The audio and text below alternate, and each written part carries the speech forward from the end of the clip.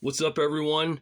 I know I said yesterday I was going to take a break for the weekend because of WrestleMania and all the wrestling excitement, but something happened today which I kind of have to make a video for. So, about a few videos ago, I don't know which one now, but I was talking about how it's very, very hard to find more current wrestling magazines from, let's say, 2004 through 2014 on eBay. It just seems like it's very rare if it happens, and it's always the 80s or the 90s stuff you're going to find, and that's fine. I mean, that's pretty normal. But days after, and I don't even know if it was days, it may have even been a day after I said that in the video, I came across like all these new listings on eBay, like the Canadian eBay. And out of all the magazines that were there, I saw two that I knew I wanted to own right off the bat. And this is one of them. It's the Pro Wrestling Illustrated Wrestling Annual, April 2010, with D-Generation X on the cover. Now, I wanted that just because I like DX. I like Shawn Michaels. That's kind of my thing. So I knew I needed to get that. And the other one I wanted to get, because I remember seeing this advertisement. I think it may have even been in one of the recent PWI magazines I have, that I saw this cover. Punk versus Aries from Inside Wrestling / The Wrestler, because that's when they were doing both in one. But I wanted this cover. I was a huge Austin Aries fan. Still am, I guess. I follow him on Instagram still, as well as CM Punk. There's very few wrestlers I follow just because it can get oversaturated with just all the, wrestling you follow on Instagram and such. But I follow those two because, I like them. But I always liked Austin Aries more than CM Punk, and I had to have that cover. I just knew I had to have those two in my collection. So I bought them. And I bought them kind of as a test to see how they'd come and how they'd show up. Because there was some other ones on there I was interested in, but I didn't want to go overboard and buy a bunch if I wasn't happy. So I bought those two. They came in. Packaging was good. They got here pretty fast, and I was pretty happy with them. I was like, okay, this guy's legit. He's got some good stuff. Let's give it another shot.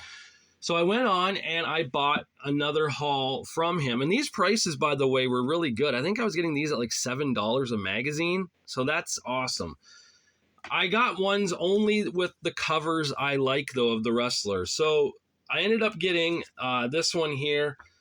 It says it's the Inside Wrestling and the Wrestler. This is the cover, the original cover, right? Because it has the barcode and the price. But I didn't get it for that side. I got it for this side. TNA World Champion AJ Styles. So I had to get that. I'm a huge AJ fan. That was a must to own in my collection. Another one was this one here of the Wrestler and Inside Wrestling. We got Edge, the Rated R Superstar, on the cover. That was kind of needed too. I was a huge Edge head back in the day. I don't really care for Adam Copeland and AEW now. I rarely watch AEW now, to be honest. And what I see of it is just not good. And I can do a whole video on my thoughts on AEW, but I don't think anyone would really care to hear that, because I'm sure some of the stuff I say maybe you'll agree with, and some of the stuff I say you might not agree with. But let's just say I think Edge's run in the WWE, even in horrible booking and storylines, is still better than what I've seen in AEW so far for Adam Copeland. And on the other side, though, we got Triple H with Inside Wrestling. I will say this about Copeland in AEW. His feud with Christian Cage was good, but it's been done already, right? In the WWF, WWE, I just feel like I don't really know where Copeland's going to go next there. And I'm sure he's there for the money. That's a big factor, but I would not be surprised if we see Adam Copeland return to the WWE in 2-3 years and kind of has his farewell there. That's all I'm saying with that one. This one here, PWI 500 with the Miz on it. Make no mistake, he's number one. I was gonna say he's no number one, but he is number one. Back there, look at the back there. You could subscribe to get the magazines on the back. That makes more sense. I used to hate it when it was like in the middle here and you'd be missing half the story because you had to cut it out. I never understood that, but it's neat to see the PWI 500. There's Alberto Del Rio. Del Rio. I never liked him. CM Punk, though, that's all right. Raymond, I don't care for Ray either. I didn't care for Mr. Anderson or Mr. Kennedy or whatever either. I'm guessing, well, Miz was number one, but who's number two? Let's take a look here and see. Oh, Randy. That makes sense. Cena, Kane. Who's that? Takahashi Segura? Sure. Don't know that guy. And Del Rio, Anderson, Ray, Eddie Edwards when it was Ring of Honor days, and Punk. Yeah. Got excited, PWI 500, kind of important to have in the collection. This one here, January 2010 at PWI, presents Greats of the Game, the brilliant career of Chris Jericho. There's another guy I think's going to go back to the WWE in time, for sure. There's no way he's sticking with AEW forever. But I'm a huge Jericho-holic, always has been, and always will be, to a point. His AEW stuff, I'll say this, was pretty entertaining at first. But now it's like the kind of gimmick he has there is finds a young guy to team up with and respects, and then will probably backstab and turn on. So watch your back, Hook. That's what's going to happen to you. This one here is good. I had to own this one. The PWI Year-End Award for 2010. So that has, a very important kind of magazine to own in your collection for PWIs. If you're going to own two, you always own the PWI 500s and the Year-End Awards. This one here, this PWI, I got because I missed out on it when I started collecting them again. This is February of 2015. So I bought the PWI 500 with Daniel Bryan on the cover just on a whim one night, just because I saw it and I was like, oh, I'm kind of bored. I'll buy this and check it out. And then I didn't get this one because I was like, I didn't think I was going to get fully into it again. And then the next issue came out, which was the PWI Year in Review Award one. So I bought that. And then I ended up buying the next one, I think, because Seth Rollins was on the cover and he was like my favorite wrestler at the time. And then the next one, Seth was on it again. I bought it again. And then I just snowballed.